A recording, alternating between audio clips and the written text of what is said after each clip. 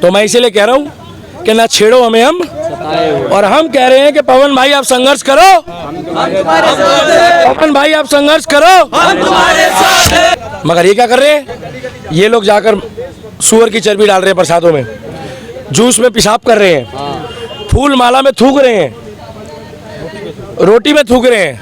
वो एक मौसमी के जूस वाला लड़का पकड़ा गया है, सुना, वो मौसमी के जूस में थूक रहा है।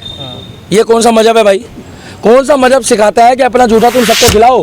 पवन कल्याण ने क्लियर कह दिया है कि अगर देश में वक्फ बोर्ड है, मुस्लिम लॉ बोर्ड है, तो सनातन बोर्ड भी होना चाहिए, और हम पवन कल्याण भाई के साथ हैं। पवन भाई तुम संघर्ष करो, हम तुम्हारे साथ हैं। पवन भाई तुम संघर्ष करो, हम तुम्हारे साथ हैं। हमारे धर्म को तुम आस्था को ठेस पहुंचाने का ठेका ले बैठे हो, तो इसीलिए मैं कह रहा हूँ पवन भाई, मेरे साउथ के जितने भी लोग देख रहे हैं और हिंदुस्तान के जितने भी लोग देख रहे हैं, हाथ जोड़ के विनती है, एक ट्रेंड चलाओ, #I support पवन कल्याण, #पवन कल्याण, क्योंकि इन्होंने जो बात बोली है मैं इनके साथ हूँ। जिस संस्था ने वो ठेका लिया था पिछली बार, जब लैब में टेस्ट होकर आया तो पता लग गया इसमें सूअर की चर्बी, मछली का तेल मिला है।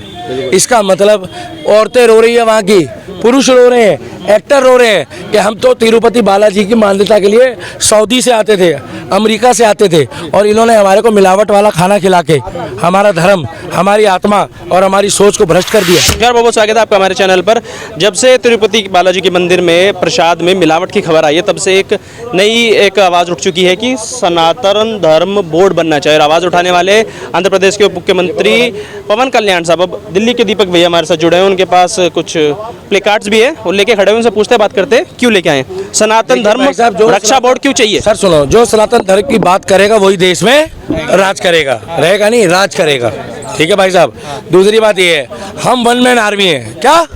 हम अकेले खड़े होते तो लाखों लोग, करोड़ों लोग हमें सुनते हैं, पसंद करते हैं। आप मुझे एक बात बताओ, ये व्यक्ति अगर चाहे बॉलीवुड में या टॉलीवुड में, साउथ इंडियन मूवी में, तो भाई साहब नचनियों के साथ डांस करके करोड़ रुपए कमा सकता है, मगर ये व्यक्ति तिलकधारी, भैया जोरदार तालियां बजा दो इसके लिए।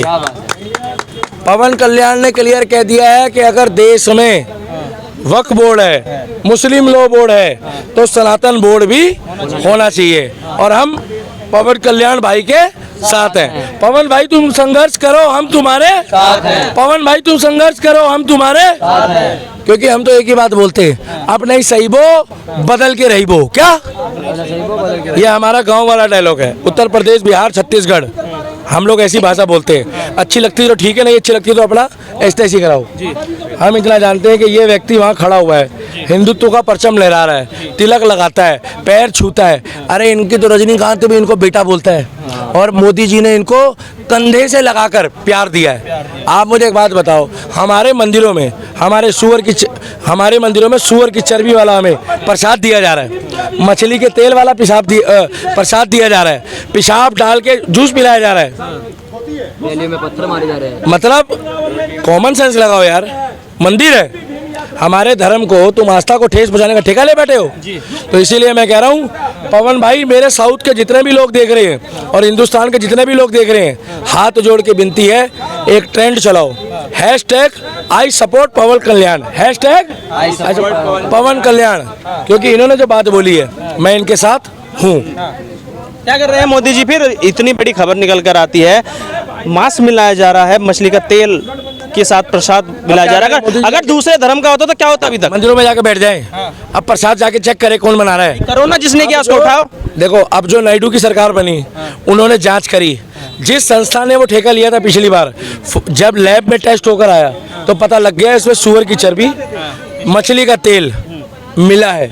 इसका मतलब औरतें रो रही है, वहाँ की पुरुष रो रहे हैं, एक्टर रो रहे हैं कि हम तो तिरुपति बालाजी की मान्यता के लिए सऊदी से आते थे, अमेरिका से आते थे, और इन्होंने हमारे को मिलावट वाला खाना खिला के हमारा धर्म, हमारी आत्मा और हमारी सोच को भ्रष्ट कर दिया।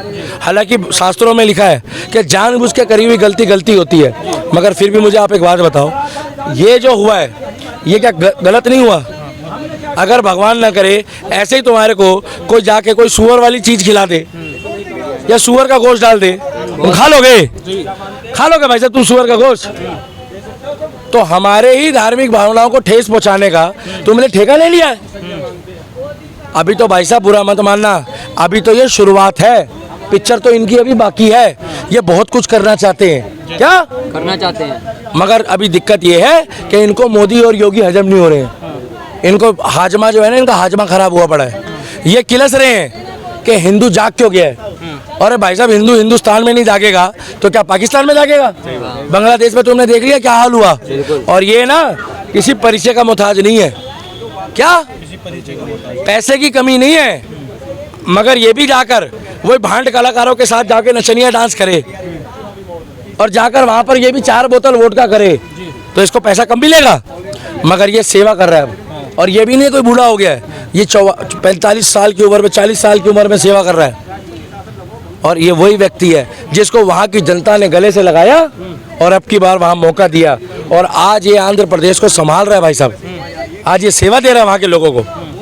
मगर ये क्या कर रहे हैं, ये लोग जाकर सूअर की चर्बी डाल रहे हैं प्रसादों में, जूस में पेशाब कर रहे हैं, फूल माला में थूक रहे हैं, रोटी में थूक रहे हैं।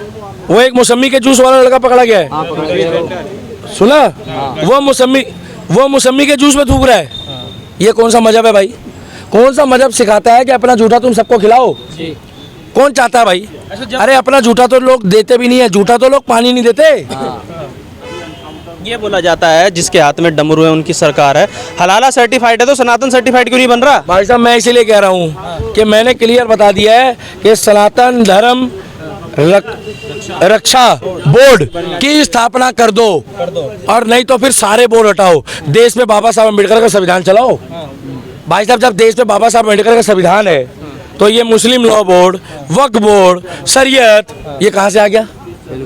और हम हिंदू होके कह रहे हैं जय भीम, क्या जय भीम, हिंदू होके कह रहे हैं? जय भीम। तो हम जय भीम बोलने के अच्छा है कि हम लोग भी आवाज उठाएंगे और हर हफ्ते 4 वीडियो बनाएंगे। क्या आप लोग मेरा समर्थन करोगे? बिल्कुल करेंगे। क्या आप लोग मेरा समर्थन करोगे? बिल्कुल।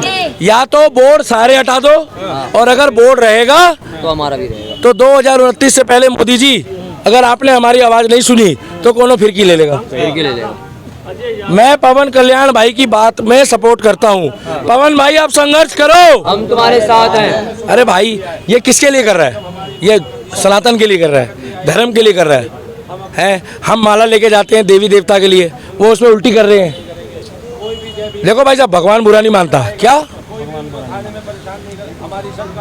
हम नहीं कह रहे आप हमारे मंदिर आओ, मगर एक बात बताओ, हमें नहीं पता ना कि तुम थूक के दे रहे हो, सही बात है, क्या निष्ठा काम है ये। इसीलिए कहता हूँ मैं सऊदी अरब के मुसलमानों की इज्जत करता हूँ क्योंकि वहाँ के लोग स्वच्छ भी है, साफ भी है और वहाँ आके बागेश्वर धाम की जय बोलते हैं वो लोग। बिल्कुल बिल्कुल। और वो बागेश्वर बाबा की इज्जत करते हैं। यहाँ वाले बागेश्वर बाबा को गलत बोल रहे हैं। तो एक बात बताओ, सच्चा मुसलमान अरब कंट्री का है कि यहाँ का है? अरब कंट्री का है भाई जहाँ से इस्लाम बना है वो पक्का है या यहाँ वाला है?